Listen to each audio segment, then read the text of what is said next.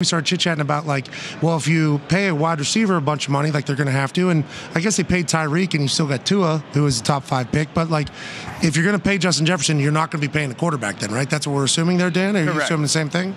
Yeah, I mean, if you're Minnesota, I've said for like a year now, dude, like, what's the number one way to keep Justin? Like, that's the only thing that matters, and that's why I think you're going to at some point have to make a jump with quarterback, as good of a player as Kirk is.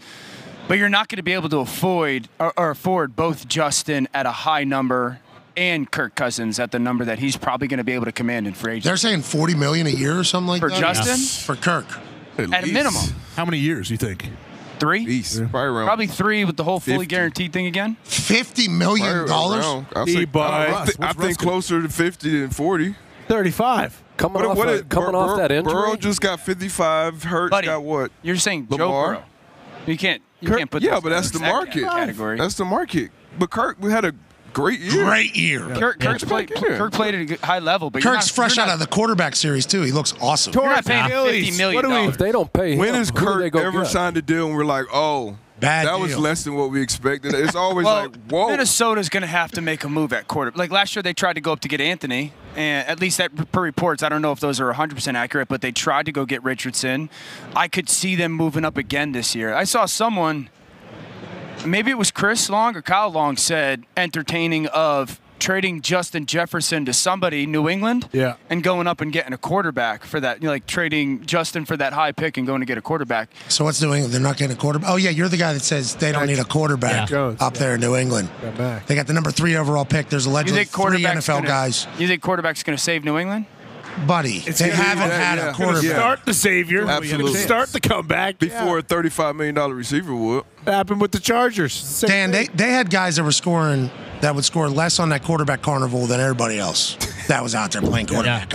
I could probably. They got Bailey Zappi up there. He couldn't even get it to the 4, they were saying. They couldn't even get the ball to the 4. Didn't have enough. Very tough. They just stunk. That offense just stunk. It's the worst offense in the league. They were the first team ever to hold 3 straight teams to 10 or less points and lose all 3 games. Like, you need a quarterback there. I mean, we could have Randy Moss and Justin Jefferson, but who gives a shit if we don't have a guy that can throw? And this is the first time they're at 3. Yeah, this is the highest we'll ever be. I'm with that, but that offense didn't stink just because of the quarterback. I agree. So if taking a quarterback at 3, I say this all the time. Give me the last top 5 quarterback that flipped a bad football team. C.J. Stroud. Okay. Joe Burrow. Cam Newton. And they've happened recently. Cam Newton. Burrow. But Cam didn't do it immediately in Carolina. Well, I saw him yesterday. 6 wins, rookie of the year, and then a couple years But they got to 2015. It just doesn't happen that much. Andrew Luck. But that wasn't a bad team. That was the Peyton year. We're number 32. We're number 32 out of 32. It was on a T-shirt. I saw it. I seen the shirt. I still got it. That was the Peyton year. Big fun. Was that? That was the Peyton year. You think Peyton was the only one that was cut from that team? They painted the walls, brother. You weren't there. They were all cut. There was 40 guys in that first team meeting. That's all that was left. Yeah, you can have 90 in that off-season program. We had 40 guys in that room. Yeah, so You Andrew already Luck. said C.J. Stroud? Yep. Stroud. Stroud, Luck, Joe. Just doesn't happen that often. That's what I'm saying. It's like for all the quarterbacks that do get picked in the top 5, more often than not, like those aren't the saviors that maybe their talent it should allow them to be because the team around them is so poor. All right, Darius Butler golfed with Drake May yesterday for 4.5 hours. And give me some thought on his personality. Love him, but be a guy I think guys will rally around. Loves ball. Not really caught up in a lot of the other. Won't be high maintenance. Not to say that the other guys are or will be, but awesome. Big dude. Awesome. He said number 1. He said number 1 overall pick. He said takes him number 1. Now, I know how you guys feel in the media about Caleb Williams. You've probably seen him play more than I have. But after spending that time with him, once again, the build, obviously he has the skill set, the personality traits, I think, when you're coming into because when you come into a locker room as a top 3 pick, which we assume he'll be, a lot of things are going to be handed to him. You're going to be the quarterback of the team. You're going to have to be in that leadership role.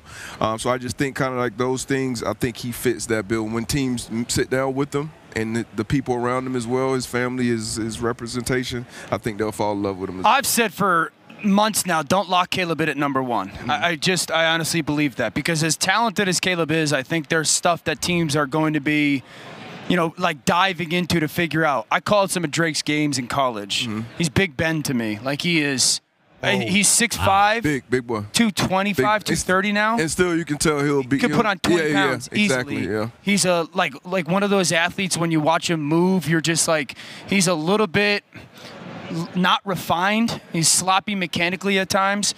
But he is a freak. Is that good or bad, though? Is that good because you can take him and... But yeah, I mean, I think that's always good because you can't teach the stuff that Big Ben had. You can't teach the stuff that Josh has. You can always get guys mechanically to be more consistent. So but CJ, Patrick Mahomes, all these, Drake May, I believe, great basketball player as well. I think baseball player as well. So like all the off-script plays, I think he can also make, which Caleb is what everybody's kind of putting over so much.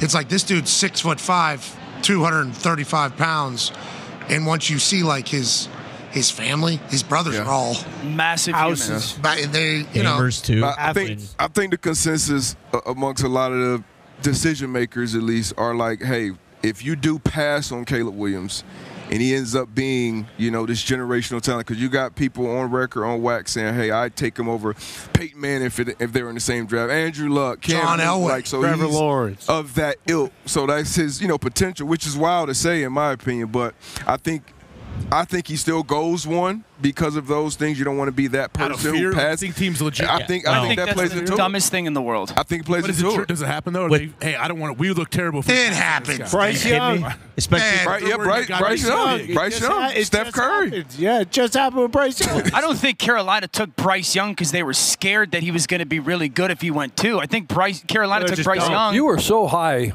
on that coaching staff and every piece that they surrounded Bryce with, right? Totally, yeah. Like you were there, you almost took a job with him, right? Yeah, I had a conversation with him. Yeah, I was shocked at that coaching staff. Glad you didn't, I bet. Yeah.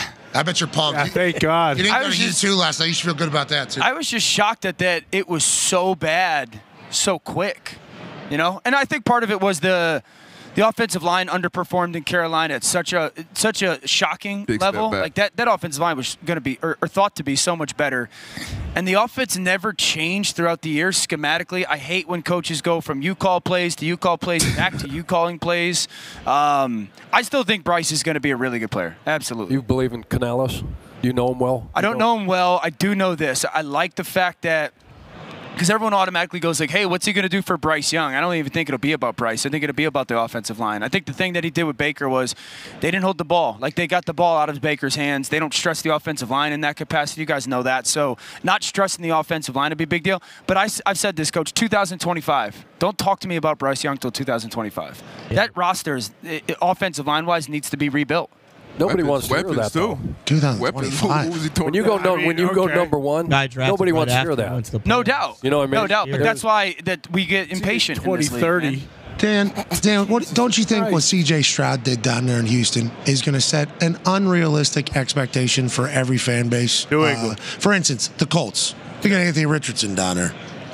He's a rookie the same year as C.J. Stroud. Not good. He had 5 touchdowns in the first 4 weeks. Somebody never saw him play football again. Beat Stroud. He was hurt in 4 out of the 5 of the games. Never saw him play football again.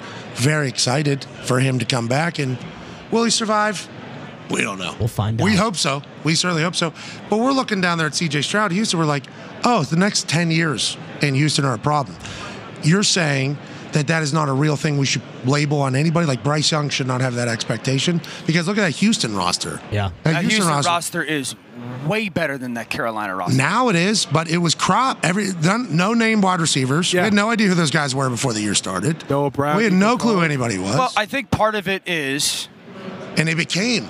Well, part of it is we didn't know who Tank Dell was going to be, who was obviously a really important part of the football team. Nico Collins went from this... I think Nico was a 4th or 5th round pick he's played himself into being a real number 1 conversation wide receiver. The thing that... Schultz was a good player in Dallas. Yeah. I think the thing that got lost in the conversation offseason-wise of Houston was that offensive line was so much better than Carolina's. They got Tunsil. Their interior 3 are freaking awesome, and their right tackle, who stayed healthy finally, was a really good player. So, that's the difference. Yeah, but Slowick, too, right? Doesn't he deserve it? There was unknown of how good Bobby Slowick was going to be and all that. Yeah, but can't they make the offensive line better? Houston? Offense coordinators. Yes. Oh, yeah. Somewhat, but that's still a good group. That offensive line is a good group. You write it on your hand, right on your hot potato. Isn't that what you used to write on yours? Hot potato. Get that ball Is that out. what you wrote? Get it out.